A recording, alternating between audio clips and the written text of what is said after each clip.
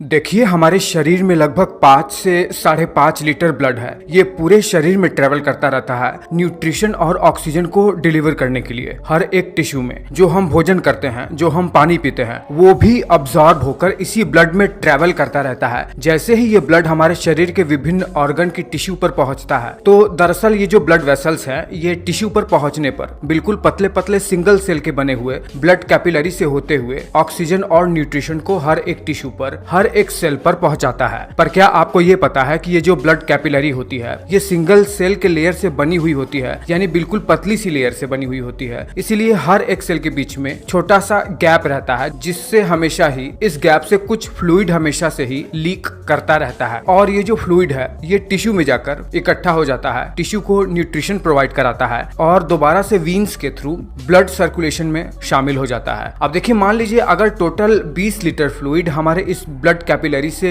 Leak होकर tissue में आता है, तो टोटल 17 लीटर फ्लूइड दोबारा से वीन्स के थ्रू ब्लड सर्कुलेशन में रीअब्सॉर्ब हो जाता है और बाकी का बचा हुआ 3 लीटर फ्लूइड शरीर के इन विभिन्न टिश्यू में ही आकर ट्रैप हो जाता है, यानी इकट्ठा हो जाता है। अब आपको ये बता दें कि चूंकि ये ब्लड कैपिलरी सिंगल सेल के लेयर से मिलकर बनी हुई होती है और ब्लड में ये जो मौजूद आरबीसी होते हैं, यानी रेड ब्लड सेल्स, इनका आकार इतना बड़ा होता है कि ये इन गैप जंक्शन से बाहर लीक नहीं कर पाते हैं। इसीलिए इस फ्लूइड में जो अभी इस टिश्यू में ट्रैप हुआ है, यानी इकट्ठा हुआ है, इसमें रेड ब्लड सेल्स नहीं होते हैं। ये इकट्ठा हुआ फ्लूइड कलरलेस होता है। इसमें प्रोटीन होते हैं, व्हाइट ब्लड सेल्स होते हैं, जैसे लिम्फोसाइट वगैरह। अब देखिए, ये जो फ्लूइड है, जो कि टिश्यू के इस इंटरस्टिशियल स्पेस में इकट्ठा हो चुका है, इसे अब लिम्फ के नाम से जाना जाता है। देखिए, ये जो लिम्फ है, इसे भी जरूरत होती है कि ये दोबारा से ब्लड सर्कुलेशन में रीअब्सॉर्ब होकर शरीर में दोबारा से सर्कुलेट हो सके, क्योंकि इसमें बहुत सारे काम के प्रोटीन और व्हाइट ब्लड सेल्स होते हैं। तो होता क्या है कि प्रकृति ने हमारे शरीर में ये जो फ्लूइड इकट्ठा हो रखा है टिश्यू में, उनको दोबारा से रीसर्कुलेट करने के लिए एक सिस्टम को ही हमारे शरीर में डेवलप कर दिया है। इस सिस्टम को कहते हैं लिम्फेटिक सिस्टम। इसमें क्या होता है कि इसमें ब्लड वेसल्स की तरह कुछ लिम्फेटिक वेसल्स हमारे शरीर में बिल्कुल जाल की तरह बिछी रहती हैं, जैसे बिल्कुल ब्लड वेसल्स की जाल की तरह बिछी रहती हैं। इनमें भी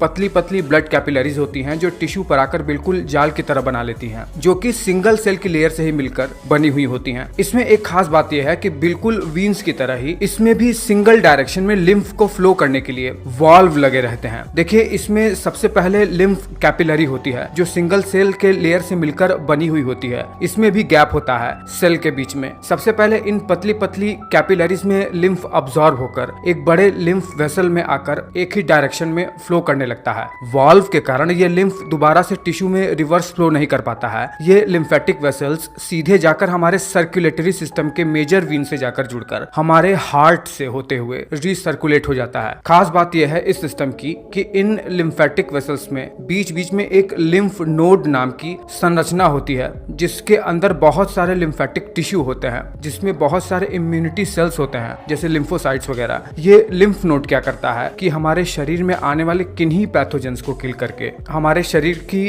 पैथोजन से रक्षा करता है। और हमारे शरीर में ये एक तरीके से इम्यूनिटी के लिए बहुत जरूरी है। आपको बता दें कि हमारे शरीर में जो लिम्फेटिक सिस्टम के प्रमुख ऑर्गन्स हैं, उसमें से लिम्फ नोड एक बहुत ही इंपॉर्टेंट संरचना है। बाकी की संरचना है टॉन्सिल्स, स्प्लीन और थाइमस। इन सब के बारे में मैंने वीडियो बना रखा है और भी हम लिम्फेटिक सिस्टम के बारे में बहुत कुछ जानेंगे। तब तक इस वीडियो पर आप अपनी प्रतिक्रिया देना मत भूलिएगा।